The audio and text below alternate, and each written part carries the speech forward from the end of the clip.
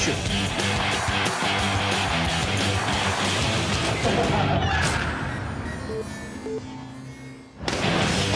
Hello, I'm Luke Darcy and welcome to Access All Areas. Round 6 is completed. The ladder is starting to take shape, and with me to chat about all the big footy issues, as always on a Monday, is Damien Barrett. Hello, Damo. Hey, Dus. Are we going to see a fourth flag in 7 seasons head Geelong's way? Not out of the question at all, Damo. They have started unbelievably well, as you know. I still think Hawthorn and Sydney, in my mind, are the best two teams in the competition, but I had Geelong sliding down to the bottom part of the 8. Hand up straight away. Apologise for that. They are as good a chance as anyone, but still in my mind a little bit behind the Hawks and the Swans. Good round 7 coming up. Hawthorn and City do play on the Saturday night. On the Friday night, this game, Geelong and Essendon, it's a ripper, isn't it? Just a cracker. 2 undefeated sides heading into round 6. The Bombers have been absolutely extraordinary. I'm going to pick Geelong, having said that I don't think they're still the best team in the competition. I think they are a little bit too accomplished still for the Bombers at this stage. But are they going to switch the venue, Damo?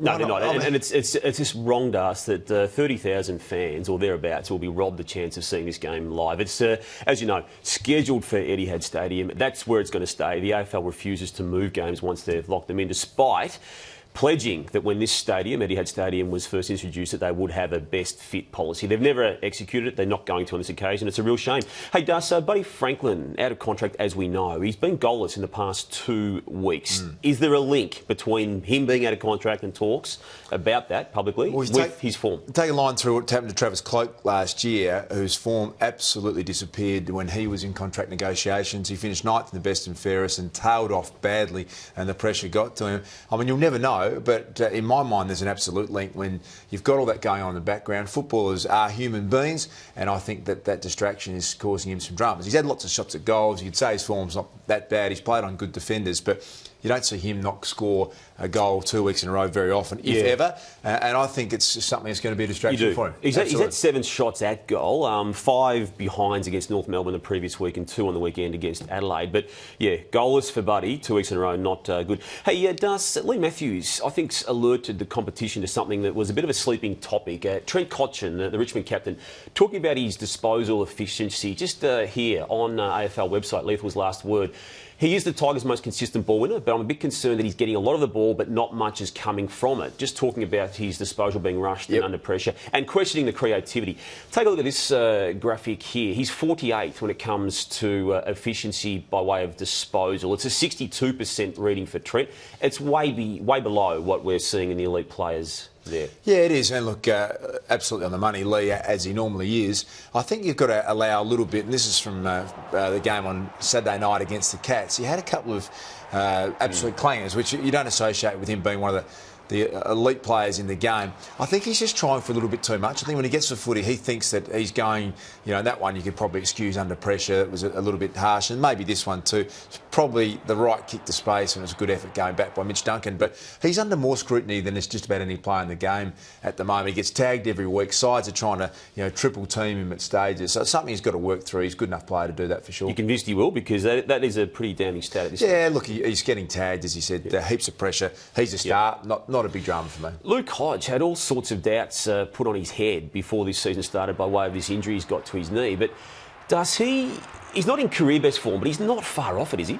Just a reminder, I think, of why he's a Norm Smith medalist, so highly regarded, and why he's the captain. He had PCL reconstructive surgery, Damo, which Michael Gardner and one other player have had before. So it's not uncharted territory, but it's high risk. And I was one that was not sure how, and him probably himself probably didn't know how he was going to be able to come back. Well, Hawthorn people were. I mean, they're always buoyant about players coming back to us, but they were seriously concerned. Yeah, the great news is he looks like he's moving freely, doesn't seem to be restricted at all. He was basically hobbling around for 18 months. So that is just such good news for the competition and for Hawthorn. We just touched on one Richmond captain a moment ago. Let's look at the former one. Did you cause him to lose his cool on the weekend? I referred to that because pre-match you did interview him and you actually made the reference that you never lose your cool. But let's take a look at this footage from Saturday night where he actually did lose his cool against Joel Selby. Well, he's a pretty unflappable character, Chris Newman. He gives away for a kick, crucial stage in the game. They're only trailing by 10 points. Martin takes the mark and a kick a goal. Gave away the free kick there to Taylor Hunt. Joel Selwood comes in. and the old round the shoulder dumped him on the ground. The response here from Joel Sells was pretty impressive as well. This is a suplex, WWE style, Damo.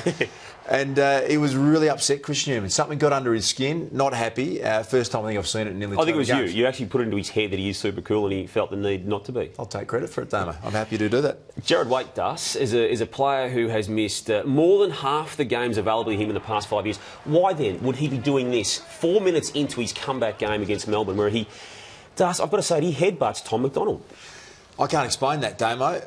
It's just dumb, really, and there's no other way to skirt around the issue. I'm a big fan of Jared Waite. I think he's so important. He played superbly well. You've got to stop doing it, Jared. You'll find yourself out of the game for an extended period of time. Your side needs you. You have to get that under control at this stage in your career. Just rough mathematics. He's missed about 50 of the past 100, thereabouts. Yeah. And then he's going to do that, and the match review panel will adjudicate. Hey, Damo, hands in the back is the big issue. Talkback Radio going berserk this morning on the back of some more decisions over the weekend. We'll get to them shortly, but this is Anzac Day last week. We see Ben Reid get rid of Tom Bell-Chambers, and at a crucial stage in the game, that's... using your body well is my understanding of the way that you play the game, the way I was taught to play the game. But there's confusion reigning supreme at the moment. The umpires are confused. Here's what Nathan Buckley, his reaction afterwards, not overly happy about it. Jeff Geesham, when asked about that particular decision on Ben Reid, this is what he had to say. The rule says you can't push, bump, block or hold a marking or ruck contest. So he said there is no grey area. Yep. There's no room for interpretation. Let's go to Scott Thompson, the Adelaide Crows game on the weekend, a marking contest against David Hale. So a slight glance on the shoulder, free kicks played for hands in the back. I'm concerned that the players are adjusting so much. Hale's in a shocking position there, but he turns around and expects a free kick. They're adjusting to the slightest possible touch, and that goes against the spirit of the way the game's been played. As you say, that free kick was played on the night. It was given to Hale. At least Jeff Geesham, though, Das, has corrected that particular incident. We'll just take a look at what he said this morning exclusively to Jackie Reid of AFL.com. We've deemed it to be an error by the umpire. The questions you have to ask, was it a hand in the back? No, it wasn't a hand in the back. There was a bit of a touch on the shoulder. Was it a push-out? No, it wasn't a push-out either. Because for it to be a push-out, there needs to be a degree of force and there needs to be a straightening of the arm, and we can see a visible push-out. But in this case, no, it wasn't hands in the back and it wasn't a push-out in a marking contest. A little bit of incidental contact on the shoulder, but certainly not a push-out. So it was a mistake by the umpire. And Jeff Geesham there. I like the fact he's admitted that was wrong. I mean, that's point one, and well done for Jeff Geesham to do that, because it's good to set the record straight there. What I don't like is him using the word incidental contact. It actually does mean there's a bit of grey in this area, where that statement we read out only moments ago... Well, I've got the opposite opinion to you, Damo. I like the fact that he is saying incidental contact, so long as we say that going forward for the rest of the year and from here on, because the game is about contact. The game is about having an incidental contact that isn't a push or a bump or a free kick, and that's where I'm confused. That's where the umpires are confused, because the week before with Ben Reid, he said there is no grey area. No. Any bump, push or shove will be interpreted. Let's go and look at some other decisions, Damo, and you decide your opinion. Is this a free kick? This is Tomlinson on Peter. That's allowed, whereas that to me is probably one that could have gone. Well, it's probably more severe than the others that we've seen paid. Personally, if I was umpiring, I'd love to see that played on. And this is Sam Reid from the GWS as well. That is paid as a free kick for a push in the back. That, to me, that's directly pushing someone in the back out of the marking contest. So I can understand why that is. Sam Reid from the Sydney Swans now uses his body, hands in the side. You've got to, as a forward, you've got to be able to play the game and protect your space. You've got to be able to use your body.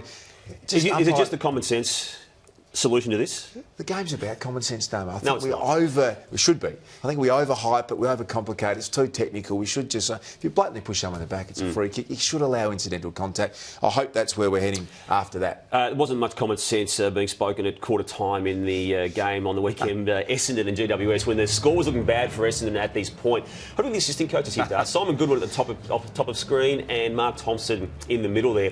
Look at Goody going off. I love the finger pointing. You, and you. Even Watson.